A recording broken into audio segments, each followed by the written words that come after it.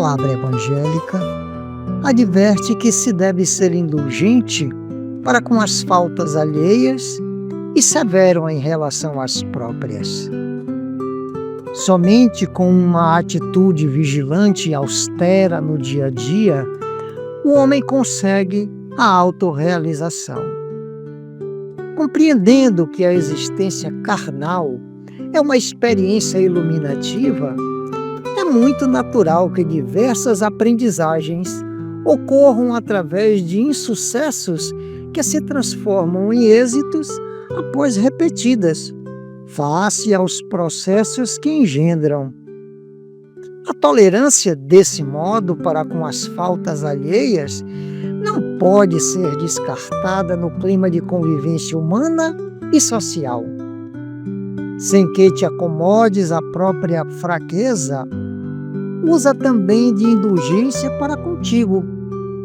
Não fiques remoendo o acontecimento no qual malograste, nem vitalizes o erro através da sua incessante recordação.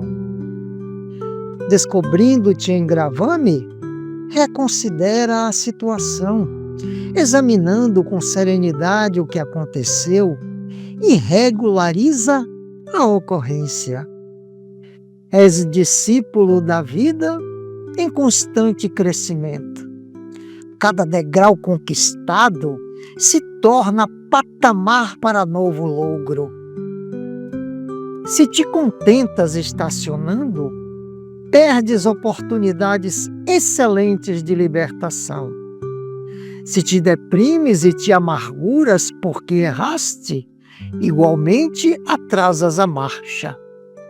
Aceitando os teus limites e perdoando-te os erros, mais facilmente treinarás o perdão em referência aos demais.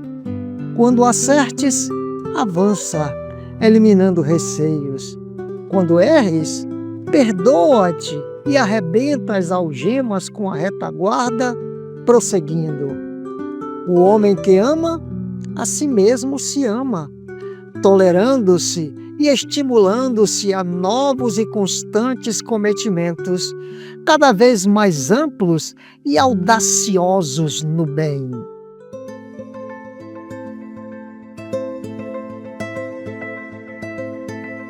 Cai a chuva sobre a extensão da terra, lamaçal peçonhento espalha medo a todo canto.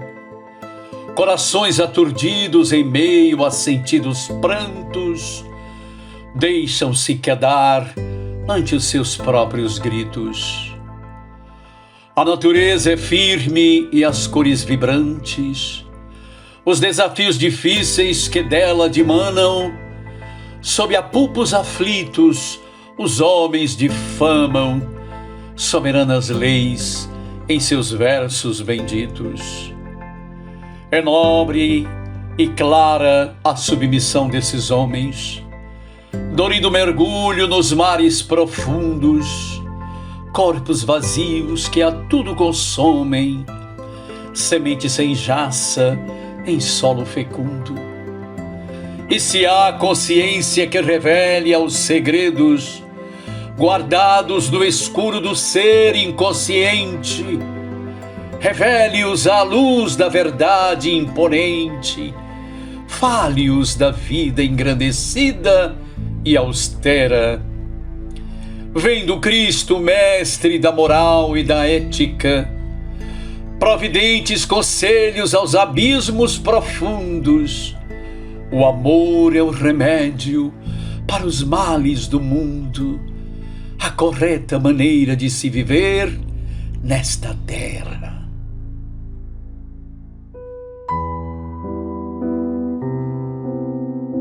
O orbe terreno não está alheio ao concerto universal de todos os sóis e de todas as esferas que povoam o ilimitado.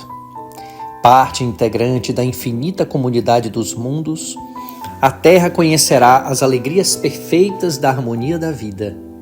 E a vida é sempre amor, luz, criação, movimento e poder.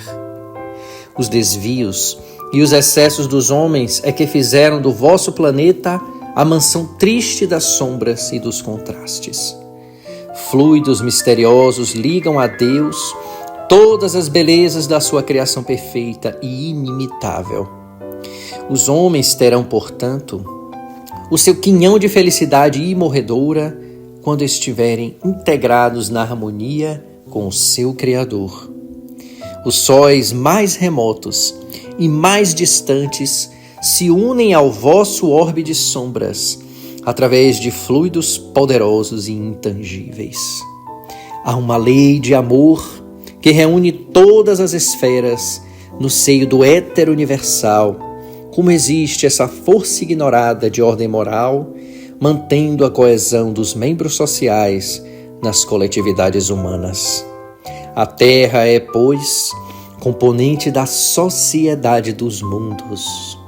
Assim como Marte ou Saturno já atingiram um estado mais avançado em conhecimentos, melhorando as condições de suas coletividades, o vosso orbe tem, igualmente, o dever de melhorar-se, avançando pelo aperfeiçoamento das suas leis para um estágio superior no quadro universal.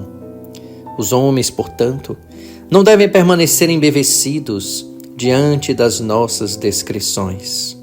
O essencial é meter mãos à obra, aperfeiçoando cada qual o seu próprio coração primeiramente, afinando-o com a lição de humildade e de amor do Evangelho, transformando em seguida os seus lares, as suas cidades e os seus países, a fim de que tudo na terra respire a mesma felicidade e a mesma beleza dos orbes elevados, conforme as nossas narrativas do infinito.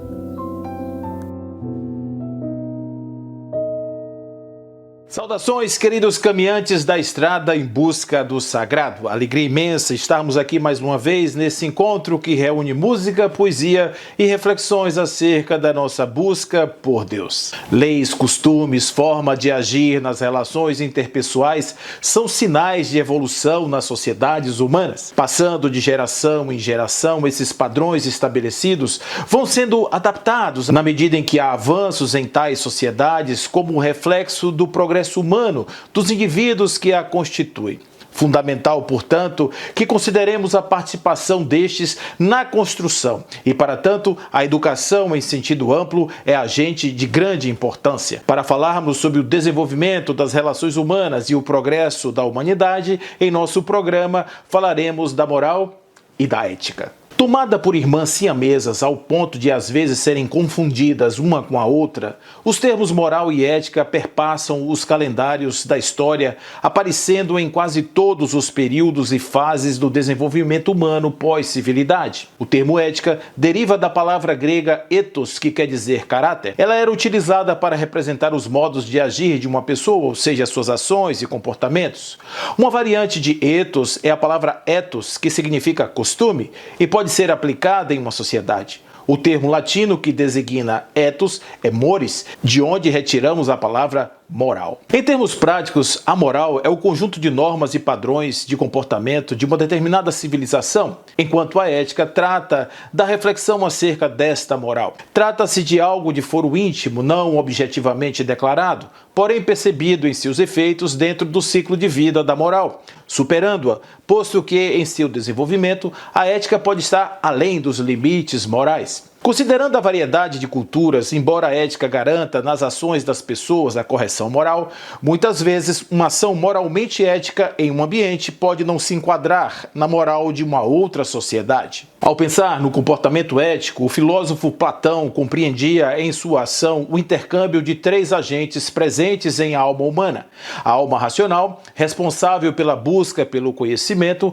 a alma irascível, responsável pela produção de emoções, e a alma apetitiva, relacionada à busca pelo prazer. Havendo um embate entre as diversas pulsões, a ação virtuosa emergiria quando o indivíduo fosse capaz de conter as pulsões, dirigindo o seu agir para o bem comum. Através das 4 virtudes cardinais, sabedoria, coragem, temperança e justiça, assim compreendida, a chave para se alcançar esta valorosa condição.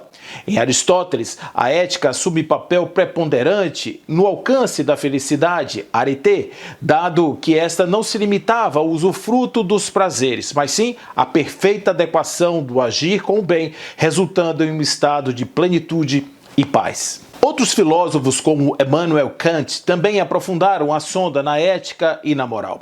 A teoria do filósofo alemão resulta em uma doutrina deontológica que foca na intenção por trás da ação, em vez de nas suas consequências. O princípio central é o dever, que se refere à obrigação moral de agir de acordo com a razão e a lei moral universal, independentemente das inclinações pessoais ou desejos. Age apenas segundo uma máxima pela qual possas ao mesmo tempo querer que ela se torne uma lei universal. É o princípio ético que busca a universalização da ação moral, segundo o filósofo. Se voltarmos ao século I, certamente encontraremos nas palavras de Jesus as bases do desenvolvimento filosófico posterior. Posto que, ao desafiar os seus discípulos com máximas como "pois que adianta o homem ganhar o mundo inteiro e perder a sua alma?", ou "eu vos dou a minha paz, não a dou como o mundo a dá", ou mesmo "não colocar a luz sob o módio", constituem máximas de elevação moral e senso ético aprimorado, já presentes embasando os desenvolvimentos futuros. Se considerarmos a moral e a ética do ponto de vista da espiritualidade, em O Livro dos Espíritos, capítulo 12, da perfeição moral, os conceitos se abraçam, sendo a perfeição moral o fanal a guiar os passos dos indivíduos na escala da evolução.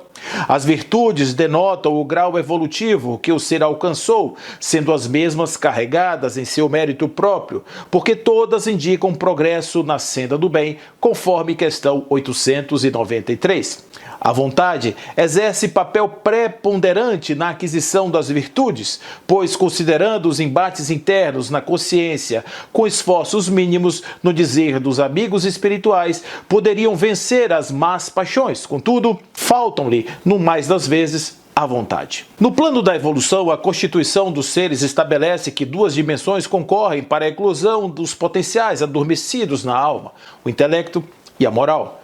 O desenvolvimento de ambas as perspectivas se dará ao curso das encarnações, que se ocuparão de dar ao indivíduo as condições necessárias ao seu progresso, considerando que, conforme questão 604 de O Livro dos Espíritos, do homem, a inteligência proporciona a vida moral. Ainda conforme os invisíveis, o intelecto permite a compreensão do bem e do mal, aumentando dessa forma a responsabilidade sobre os atos. O livre-arbítrio surge como delineador da vontade que se expressa em virtude do grau de adiantamento do sujeito. Desta forma, o senso ético-moral caminha para e passo com o desenvolvimento das faculdades intelectuais do espírito, significando que, mesmo em uma encarnação mais modesta em termos de aprendizado e expressão cultural avantajada, o ser espiritual, por ter conquistado patamares elevados na senda evolutiva, apresentará igualmente elevado padrão moral, tal qual assim percebido em vultos de grande expressão que aqui nesse plano deixaram a marca inconteste desse desenvolvimento. O apóstolo Paulo, instigado pelas novas orientações morais apresentadas por Jesus, viu-se premido a considerar-se ainda incapaz de percebê-las em ato puro na sua vontade, ao reconhecer que as coisas que gostaria de alcançar ainda não lhes eram facilmente alcançáveis. Entretanto, aquelas que representavam os logros do passado fluíam sem demora. Tal exemplo denota que uma moral elevada leva tempo para ser assimilada. Contudo, posteriormente, em um exercício pleno das suas faculdades, ele supera a moral apresentada em a máxima "tudo me é lícito, mas nem tudo me convém". Agora, em significado real de que a ética pode superar qualitativamente a moral vigente. Exemplos variados e formas diferentes de assimilação. O fato é que o vetor moral é indicador evolutivo de grande monta. O intelecto, atributo do espírito, é faculdade operosa, enquanto o senso moral é essência manifesta após exaustivo labor individual. A revolução, diz-nos Kardec em O Evangelho segundo o Espiritismo, que se apresenta é antes moral do que material. Os grandes espíritos, mensageiros divinos, sopram a fé para que todos vós, obreiros esclarecidos e ardorosos, façais ouvir a vossa voz humilde, porquanto sois os grãos de areia, mas sem os grãos de areia não existiriam as montanhas. Cada vez que eu subo ao palco pra cantar, eu me lembro de você. Será que ainda quero falar? Ainda há coisas pra contar ou pra dizer. O vento corta a pele, mas o coração por dentro resistiu. O sol lá fora é novo, mas você não viu. Cada vez que alguém me olha com atenção, dá vontade de gritar que o tempo tá na contramão e é preciso de algum jeito se apressar. A vida exige sonhos e o amor é só um jeito de sonhar. E não há mais segredo se a gente falar. Mas eu sei que fiz as coisas do meu jeito, não há o que consertar. Cada um tem sua história, só quem viveu é que pode contar. E o passado é diferente na memória, e o certo é o que virá. Abre a porta da alegria e deixa entrar. Abre a porta da alegria e deixa entrar. Hoje eu sei, só quem tirou a fantasia aproveita o carnaval, apaga o que havia e comemora o que há de novo no quintal. O amor troca de rosto, mas mudar não quer dizer que é o final. Se lembra toda a nostalgia, pode ser fatal. E descansa que a vida dá um jeito, o que for para ajeitar. E o que não foi possível, é possível que ainda esteja lá. De repente, em qualquer rua sem aviso, a gente vai se achar. Abre a porta da alegria e deixa entrar. Abre a porta da alegria e deixa entrar. Abre a porta da alegria e deixa entrar.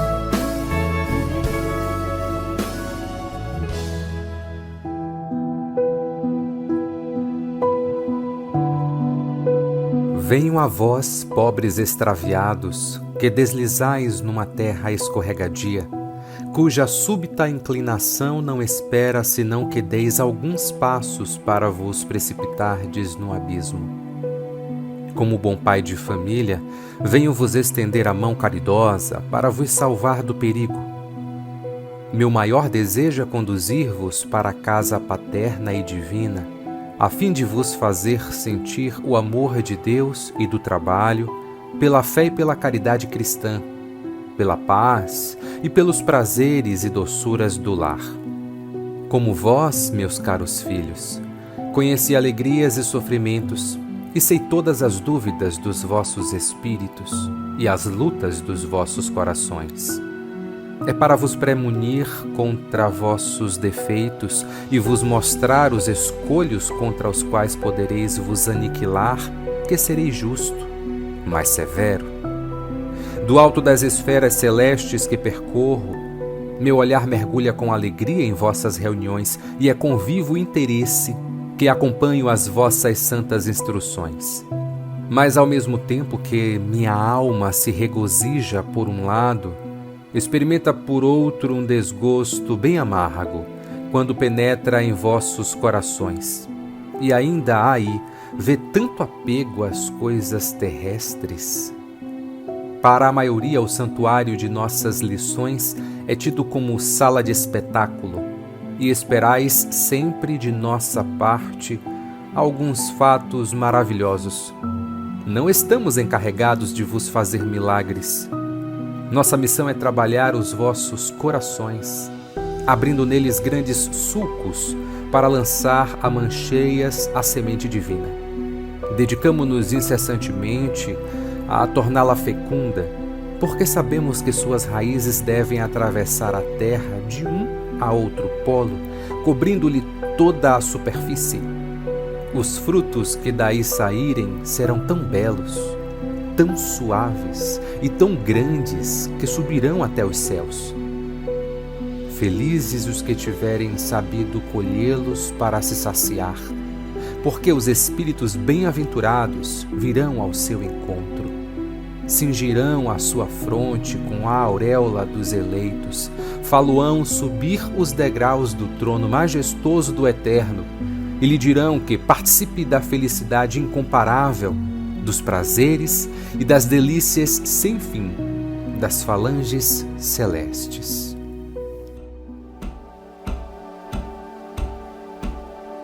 As leis de afinidade ou de sintonia, que vigem em toda parte, respondem pela ordem e pelo equilíbrio universal. Pequena alteração para mais ou para menos entre os fenômenos do eletromagnetismo e as forças da gravitação universal tornaria as estrelas gigantes azuis ou pequenos astros vermelhos perdidos no caos. Transferidas para a ordem moral, as leis de afinidade promovem os acontecimentos, vinculando os indivíduos uns aos outros, de forma que o intercâmbio seja automático, natural. Mentes especializadas mais facilmente se buscam em razão do entendimento e interesse que as dominam na mesma faixa de necessidade. Sentimentos viciosos encontram ressonância em caracteres morais equivalentes, produzindo resultados idênticos. O homem colérico sempre encontrará motivo para a irritação, assim como a pessoa dócil, com facilidade, identifica as razões para desculpar e entender. Há uma inevitável atração entre personalidades de gostos e objetivos semelhantes, como repulsa em meio àqueles que transitam em faixas de valores que se opõem. No campo das expressões morais, o fenômeno prossegue com as mesmas características. Os semelhantes comportamentos entre os homens e os espíritos jungem-se, impondo-lhes interdependência de consequências imprevisíveis. Se possuem um teor elevado, idealista, impelem os seres encarnados, quão desencarnados, a realizações santificantes, enquanto que, de caráter vulgar, facultam intercâmbio obsessivo ou tipificado pela burla, mentira, insanidade. É, portanto, inevitável afirmar-se que as qualidades morais do médium são de alta importância para o salutar intercâmbio entre os homens e os espíritos. Somente as entidades inferiores se apresentam por intermédio dos médiuns vulgares, insatisfeitos e imorais. Pode-se e deve-se, pois, examinar o valor e a qualidade das comunicações espirituais, tendo-se em conta o caráter moral do médium, seu comportamento, sua vida. Chamava-se Saulo, era um doutor da lei que viera de Tarso, cidade antiga localizada na região da Cilícia, no sul da atual Turquia, próxima ao mar Mediterrâneo. A sua cidade natal era conhecida pela fertilidade e pela produção de puro linho. Além disso, era famosa por ser importante centro universitário. Saulo, menino prendado e capaz, fora instruído na lei segundo o rigor da tradição dos pais criadores daquela cultura, sedimentando em seu campo íntimo todos os ensinos que dela eram derivados. Em idade mais avançada, sendo seu pai um fariseu, foi colocado sob os cuidados de Gamaliel, por quem afirmava ter sido educado sob seus pés. O mestre fazia parte do Sinédrio, o conselho judaico responsável por questões religiosas e legais. E, igualmente, fariseu pertencia à escola de pensamento de Hilel, conhecida por sua abordagem mais tolerante. Contudo, o jovem Saulo, em ardência da plena juventude, procurou atenuar a postura modesta do seu tutor, cravando em modo profundo aquela lei que lhes governava a consciência, vindo tornar-se de início seguidor fiel e posteriormente perseguidor ferrenho daqueles que lhes faziam oposição.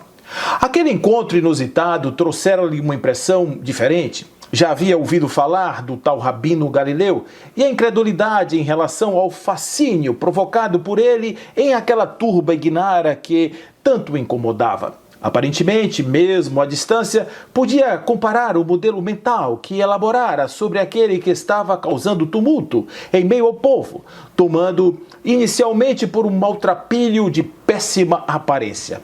Mas qual não foi a sua surpresa? Um ser encantador estava à sua frente. Vasta cabeleira descia sobre os ombros altivos e levemente projetados para o alto. Uma tez tostada do sol e face emoldurada por uma barba rasteira contemplavam um quadro que estava ali pronto e ornado de uma túnica alvinitente sem costuras, caída até a altura dos pés, os quais desnudos procuravam na terra, qual raízes, analisar as profundezas à cata dos mais íntimos segredos. Deu-se conta da grandeza eloquente que lhe atentara contra os sentidos, deixando-se impressionar sem, contudo, aproximar-se. Afastou-se em demanda da resistência que o acolhia em profundas meditações. Episódios variados haviam fustigado o senso do jovem fariseu, minando as forças combativas que ainda lhes restavam. O orgulho impenitente, entretanto, demovia-o a buscar aquele por quem passara a ter enorme fascínio. A lei que o ordenava demonstrava aspectos de uma moral que, sob seus olhos atentos, era repleta de importância e sentido. Por essa razão, Saulo adentrava em a sociedade em alto grau de estima e consideração, sendo tomado por exímio seguidor dos costumes ali estabelecidos. Todavia, mesmo educado por notório preceptor, digno igualmente de alta conta por entre os seus, fora arrebatado por um senso de perseguição e vingança que mudaria o curso da sua vida. Tornara-se, para além do que capturava nos calabouços inimigos fidagais, aquele que exercia o mandato de morte, quando assim lhe convinha. Contudo, desde o episódio do forasteiro, a quem chamavam por Estevão, fora fustigado por crises de consciência para as quais não encontrava explicação. Como posso ter quaisquer dúvidas acerca das minhas obrigações, se as tenho por moto próprio, assinaladas por suporte da mais perfeita lei, e o faço por fidelidade absoluta? Entretanto, confuso era o estado mental do jovem tarsense. Imolado por acerbas inquietações, procurou um mestre no sinédrio que pudesse lhe esclarecer sobre tal situação. Adentrou pela porta da fonte, dirigindo-se ao gabinete onde o doutor da lei o aguardava. Senhor, disse o impaciente jovem fariseu, por que motivo, segundo a lei, dou-me por confuso e questiono se fiz certo ou errado em cumpri-la?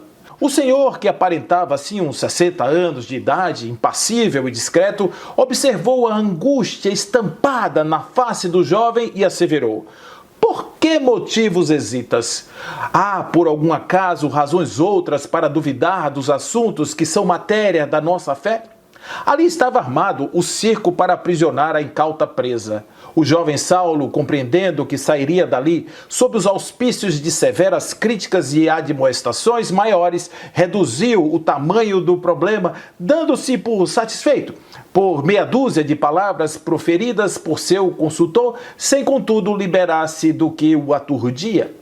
Dias se passaram em alternância de dúvidas e certezas quando, inspirado por um mandato contra os seus perseguidos, recebeu carta de busca, mediante a qual poderia ir a Damasco fazer cumprir a captura de importante grupo de cristãos subversivos. Armou-se de expressiva comitiva e partiu em meio ao sol escaldante da jornada. Chegando às portas daquela cidade, Saulo pensou rever aquele a quem, em verdade, perseguia. Imbuído em mirífica luz, ali estava ele, o Galileu, que já havia sido morto por ordem de Herodes. Mas como? De que maneira? Além de sedutor dos sentidos, é um taumaturgo de grande capacidade, ou então trata-se realmente de um ser divino, autêntico, mandatário do verdadeiro Deus? Naquele instante, nada mais importava, estava finalizado, o doutor da lei rendia-se a Jesus. Os tempos que se sucederam foram repletos de novos acontecimentos. Tomado por louco, fora rejeitado por antigos amigos, parentes, até por seu pai, de quem recebera por intermédio de um escravo farta bolsa em sinal de definitivo adeus. Retirara-se para a Arábia em meio a profundas meditações e de lá para o oásis de Dan, onde exerceria o mandato de tecelão em meio aos papiros em textos orientadores dos novos discernimentos. Foi em meio a intenso solilóquio que a presença daquele mestre de Damasco se fez perceber. Saulo, és meu vaso escolhido, dentro do qual estão infusas as lições que devem ser distribuídas ao mundo, mediante seus esforços e às custas da sua vida. O jovem olhava aquele ser de luz à sua frente sem encontrar palavras que pudessem responder à revelação ali proferida. Antes mesmo que se recompusesse para a continuidade da conversa, o mestre aditou em tom solene: serás submetido à nova ordem. Uma nova lei haverá de imperar em vossa consciência, a lei divina e soberana, a qual traz em germe desde priscas eras, será de agora por diante farol a guiar-lhe os passos e fonte de severas inquietações. O moço tarcense, já refeito do espanto inicial, obtemperou: mestre, trago por legado as leis dos pais fundadores desta grande nação, a qual haverá de reinar sobre toda a terra. Fui fiel seguidor dos seus preceitos e agi com prudência e força que me eram disponíveis. Entretanto, ao compuscar os textos dos vossos mensageiros, compreendo que, de fato, algo novo age em minha mente. Sou levado ao desejo de seguir com vossos intentos. Contudo, ainda não tenho forças necessárias às renúncias que me são apresentadas como meta. Em outras circunstâncias, vejo-me livre para agir em conformidade com os costumes do tempo. Me são lícitas as ações, mas sinto que elas não me convêm. Serão porventura essas as inquietações às quais se refere? Saulo, por certo, há em todas as épocas meios pelos quais os homens organizam seus modos de fazer e viver em sociedade, mediante a regulação de práticas as quais refletem o equilíbrio nas relações entre os seres e o ambiente que os cerca. Todavia, é importante notar que tais deliberações, embora consensadas pela maioria e tomadas por regra geral, são sempre acrisoladas em fornalhas mentais em cujo fogo ardem as paixões, os segredos guardados e não revelados, secretos a quem os possui, perfazendo um ambiente propício às crises às quais se refere.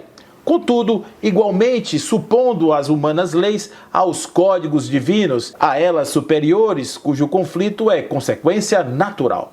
Dessa forma, entenda que ao homem é dado sempre escolher por melhor caminho aquele que, mesmo estando diante da prática comum, é fanal e irresistível, por cuja atração são levados os corações ávidos por liberdade. A ti está sendo concedida a missão de levar aos homens não somente a lei, mas sobretudo o cumprimento da lei em sua mais perfeita adesão nos sentidos íntimos.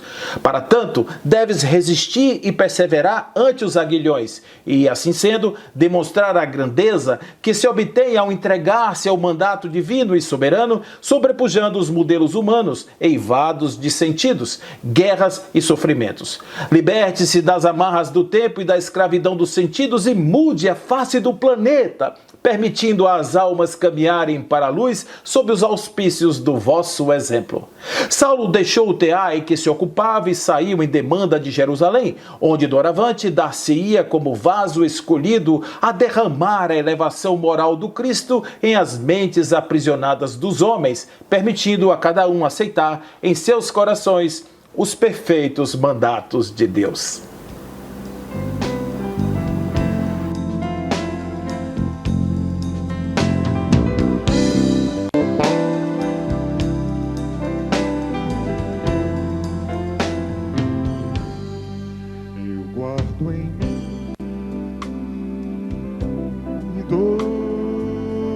Corações, um que é do mar, um das paixões, um canto doce, um cheiro de temporal. Eu guardo em mim um Deus, um louco santo, um bem e mal.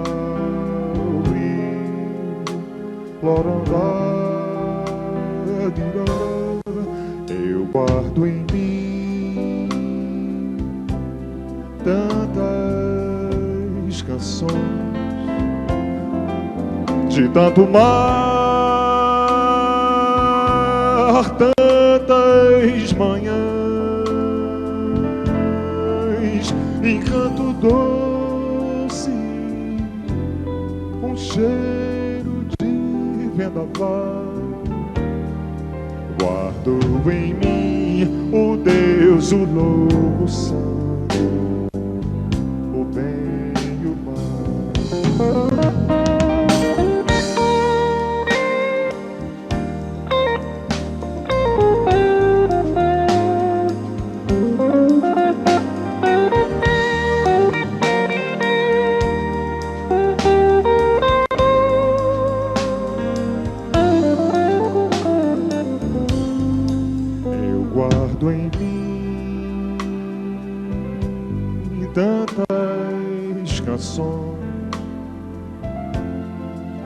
De tanto mar, tantas manhãs, encanto doce, um cheiro de vendaval. Guardo em mim o Deus, o louco santo, o bem e o mal.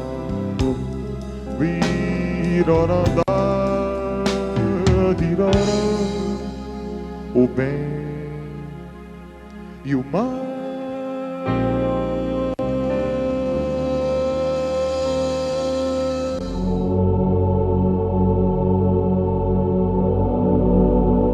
Em vão, porém, me honram ensinando doutrinas que são mandamentos de homens. Jesus, Marcos 7:7. A atualidade do cristianismo oferece-nos lições profundas relativamente à declaração acima mencionada. Ninguém duvida do sopro cristão que anima a civilização do Ocidente. Cumpre notar, contudo, que a essência cristã em seus institutos não passou de sopro sem renovações substanciais, porque logo após o ministério divino do Mestre, vieram os homens e lavraram ordenações e decretos na presunção de honrar o Cristo, semeando em verdade separatismo e destruição. Os últimos séculos estão cheios de figuras notáveis, de reis, de religiosos e políticos, que se afirmaram defensores do cristianismo e apóstolos de suas luzes. Todos eles escreveram ou ensinaram em nome de Jesus.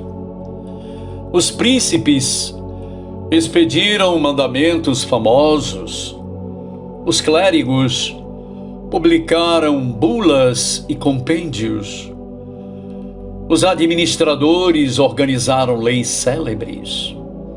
No entanto, em vão procuraram honrar o Salvador, ensinando doutrinas que são caprichos humanos. Porquanto, o mundo de agora ainda é campo de batalha das ideias, qual no tempo em que o Cristo veio pessoalmente a nós, apenas com a diferença de que o farisaísmo, o templo, o sinédrio, o pretório e a corte de César possuem hoje outros nomes. Importa reconhecer desse modo que sobre o esforço de tantos anos é necessário renovar a compreensão geral e servir ao Senhor, não segundo os homens, mas de acordo com seus próprios ensinamentos. Relacionava Tiago, filho de Alfeu, as dificuldades naturais na preparação do discípulo quando várias opiniões se fizeram ouvir quanto aos percalços do aprimoramento. É quase impossível praticar as lições da Boa Nova no mundo avesso à bondade, à renúncia e ao perdão, concluíram os aprendizes de maneira geral, todos aqueles que estavam naquele momento na casa. A maioria das criaturas comprazem-se na avareza ou no endurecimento. Registrava nesse momento o mestre a conceituação expedida pelos companheiros em significativa quietude, quando Pedro o convocou diretamente ao assunto. Jesus refletiu alguns instantes e ponderou. Entre ensino e aproveitamento, tudo depende do aprendiz. E a seguir, falou com muita brandura. Existiu no tempo de Davi um grande artista que se especializara na harpa com tamanha perfeição que várias pessoas importantes vinham de muito longe a fim de ouvi-lo. Grandes senhores, com suas comitivas, descansavam de quando em quando junto à moradia dele, cercada de arvoredo, para escutar-lhes as sublimes improvisações. O admirável mestre fez renome e fez muita fortuna, parecendo a todos que ninguém o igualaria na terra na expressão musical a que se consagrara.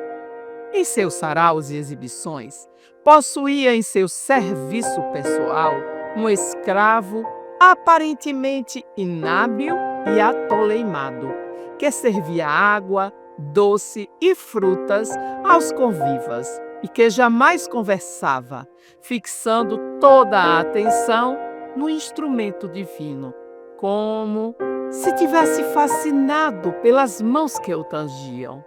Muitos anos correram, quando certa noite o artista volta de inesperado ao domicílio, fim do banquete de um amigo nas vizinhanças, e com indizível espanto assinala a celeste melodia no ar. Alguém tocava magistralmente em sua casa solitária, qual se fora um anjo exilado no mundo. Quem seria o estrangeiro que lhe tomara o lugar? Em lágrimas de emoção, por pressentir a existência de alguém com ideal artístico muito superior ao dele, avança devagar para não ser percebido e, sob intraduzível assombro, verificou que o arpista maravilhoso era o seu velho escravo tolo, que, usando os minutos que lhe pertenciam por direito e sem incomodar a ninguém, exercitava as missões do Senhor, as quais emprestava desde muito tempo todo o seu vigilante amor em comovido silêncio. Foi então que o artista magnânimo e famoso libertou e conferiu-lhe a posição que por justiça merecia. Diante da estranheza dos discípulos que se calavam confundidos, o mestre rematou: a aquisição de qualidades nobres é a glória infalível do esforço. Todo homem e toda mulher que usarem as horas de que dispõe na harpa da vida, correspondendo à sabedoria e à beleza com nosso Pai, como Ele se manifesta em todos os quadros do mundo, depressa lhe absolverão a grandeza e as sublimidades, convertendo-se em representantes do céu para seus irmãos em humanidade.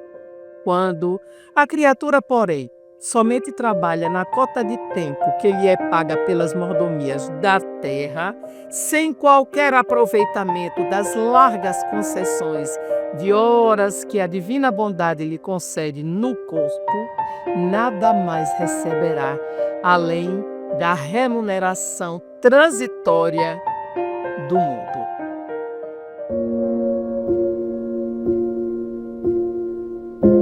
Considerando-se que o egoísmo e o orgulho são a fonte da maioria das misérias humanas, enquanto reinarem na terra, não se pode esperar nem a paz, nem a caridade, nem a fraternidade. É preciso, pois, atacá-los no estado de embrião, sem esperar que fiquem vivazes. Pode o Espiritismo remediar esse mal? Sem nenhuma dúvida.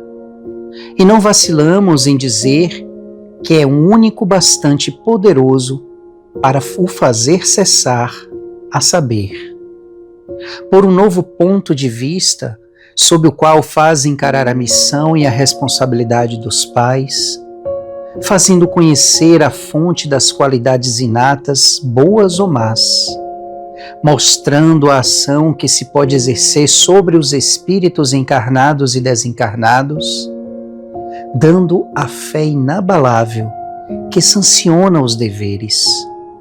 Enfim, moralizando os próprios pais. Ele já prova sua eficácia pela maneira mais racional, pela qual são educadas as crianças nas famílias verdadeiramente espíritas. Os novos horizontes que abre o Espiritismo fazem ver as coisas de modo bem diverso. Sendo seu objetivo o progresso moral da humanidade, forçosamente deverá projetar luz sobre a grave questão da educação moral, fonte primeira da moralização das massas. Um dia compreenderão que este ramo da educação tem seus princípios, suas regras, como a educação intelectual, numa palavra, que é uma verdadeira ciência. Talvez um dia também haverão de impor a toda mãe de família a obrigação de possuir esses conhecimentos, como impõe ao advogado a de conhecer o direito. Não entendo o meu próprio agir.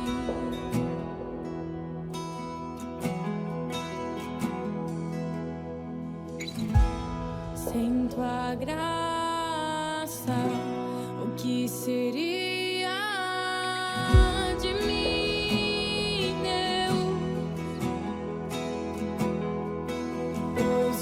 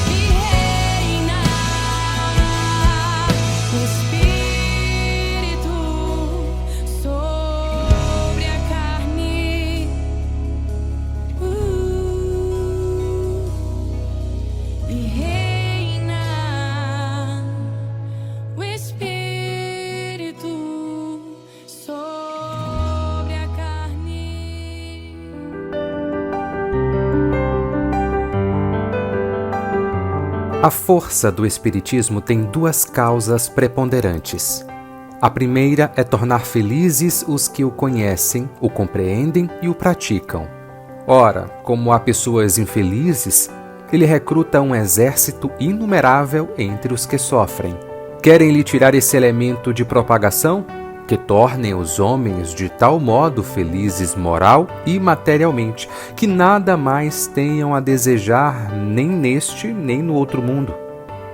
Não pedimos mais, desde que o objetivo seja atingido. A segunda é que o Espiritismo não se assenta na cabeça de nenhum homem, sujeitando-se assim a ser derrubado. Não tem um foco único que possa ser extinto. Seu foco está em toda parte, porque em toda parte há médiuns que podem comunicar-se com os espíritos. Não há família que não os possua em seu seio e que não realizem estas palavras do Cristo: vossos filhos e filhas profetizarão e terão visões. Porque, enfim, o Espiritismo é uma ideia e não há barreiras impenetráveis à ideia, nem bastante altas que estas não possam transpor. O mais belo lado, portanto, é o lado moral. É por suas consequências morais que triunfará, pois aí está a sua força. Por aí é invulnerável. Ele inscreve em sua bandeira amor e caridade. E adiante desse paládio, mais poderoso que o de Minerva, porque vem do Cristo, a própria incredulidade se inclina. Que se pode opor a uma doutrina que leva os homens a se amarem como irmãos? Se não se admitir a causa, pelo menos se respeitará o efeito. Ora, o melhor meio de provar a realidade do efeito é fazer sua aplicação a si mesmo. É mostrar aos inimigos da doutrina, pelo próprio exemplo, que ela realmente torna melhor. Crede que meu concurso jamais faltará naquilo que estiver ao meu alcance fazer, para secundar os esforços do que são sincera e conscienciosamente devotados de coração a esta nobre causa, que é a da humanidade. Por mais se aprofunde nas carnes da alma o domínio do ceticismo e da negação da vida, a destinação histórica da humanidade é inevitável e nada impedirá que se mantenha a busca evitando o caos. O ser humano encontra-se no estágio da evolução que culmina na plenitude conforme estabelecida pela ética nas suas mais formosas expressões. E essa plenitude começa quando se desenvolve os sentimentos de amor e de solidariedade, facilitando a união e equilíbrio entre os membros da comunidade na qual se convive.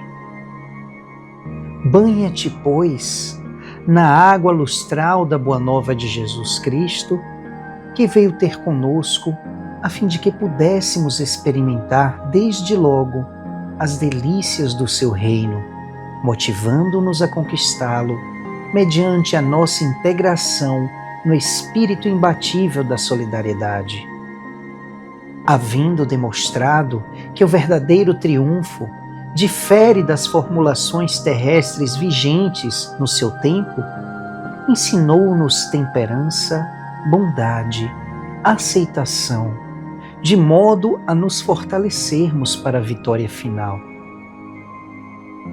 Observa a glória dos vencedores terrestres, que não vai além de um breve período, e o verás vergastado pelo medo do envelhecimento, das doenças, da traição dos companheiros, sempre preparados para substituí-los, e da morte.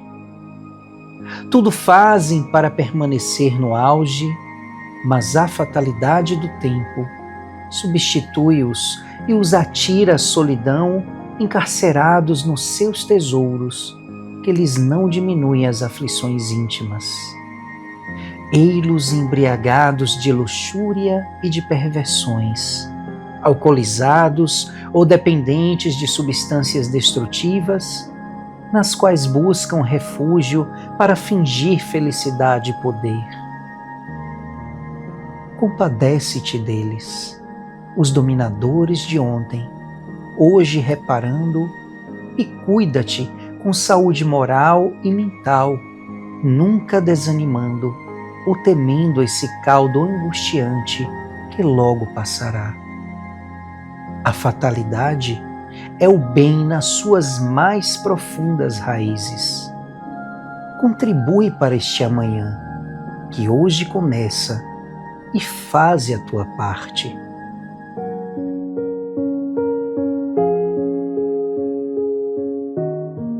Senhor, fonte de toda sabedoria e paz, peço a tua bênção sobre minha saúde moral.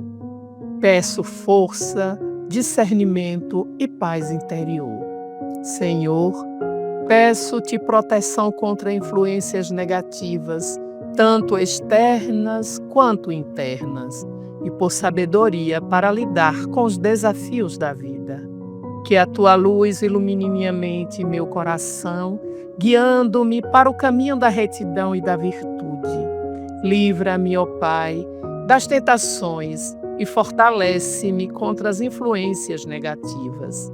Que eu possa cultivar a paz interior sempre, perdoando aqueles que me magoaram e amando o próximo como a mim mesmo. Que a minha jornada seja marcada pela busca constante da verdade, da justiça e da harmonia. Que seja assim.